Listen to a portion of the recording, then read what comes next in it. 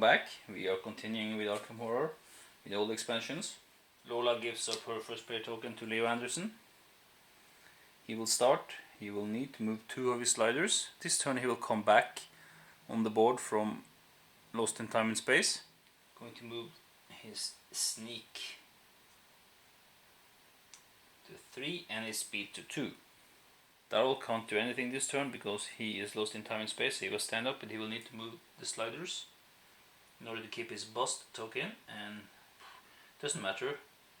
I will move this one and this one. Norman Winters plan to get him out of this place and into another city. Which reminds me, I forgot this place a rift marker here last turn, so I'll just do that now off cam. Okay, he keeps his sliders. Oh, I forgot also, now I need to make retainer checks for Leo and for Norman. Leo, oh, that's a 1, so Leo loses his retainer. And let's do the same thing for Norman Winters. He will get $2 and he will roll.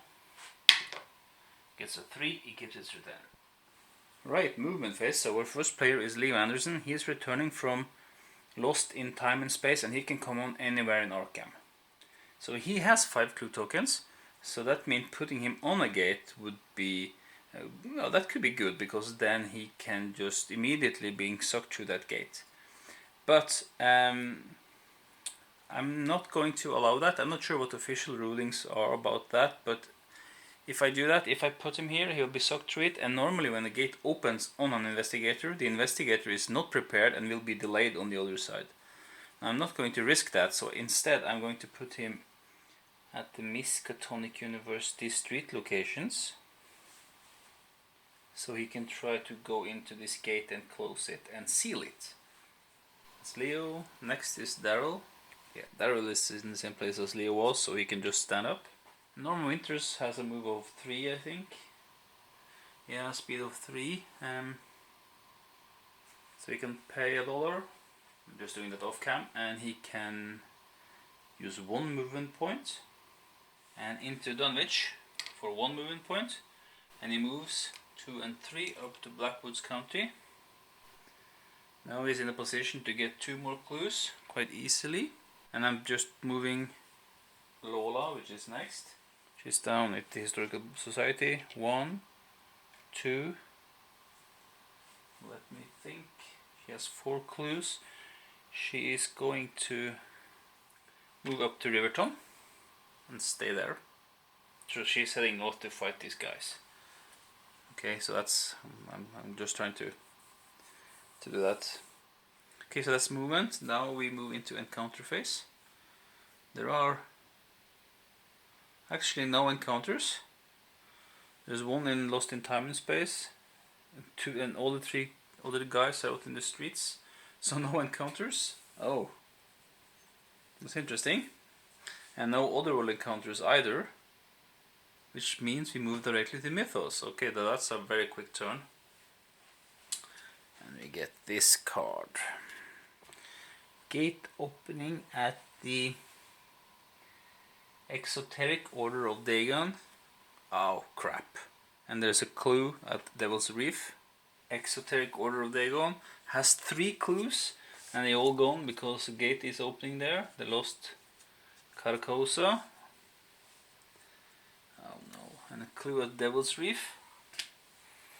Oh no.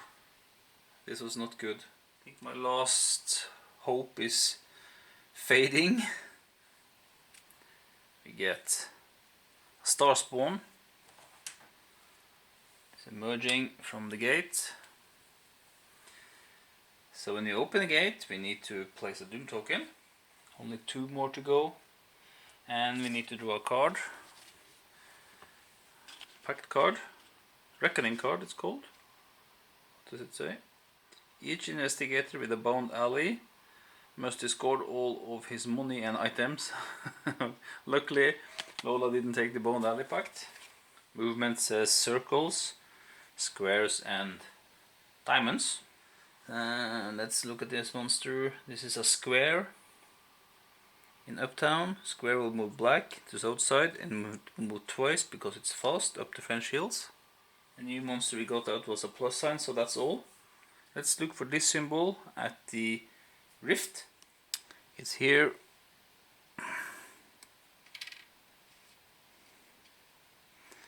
I need also now to handle the rifts.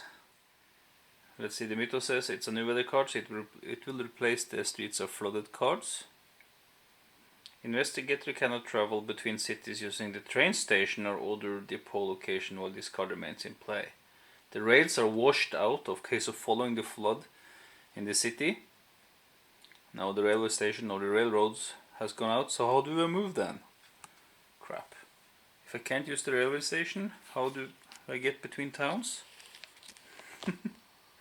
I don't know. So we're getting close to the end, I think. That was the mythos. One more clue on the Tattered King. I think when I have been playing, I have been forgetting small rule tweaks here and there, and that's mostly because it's been a while between each time I take down the game and set it up again, so I sort of forget all the cards that are in play. If you play this in one go, that's much easier to remember. So we just have to overlook that, I think, for now. But we are, let's just move into the next round immediately.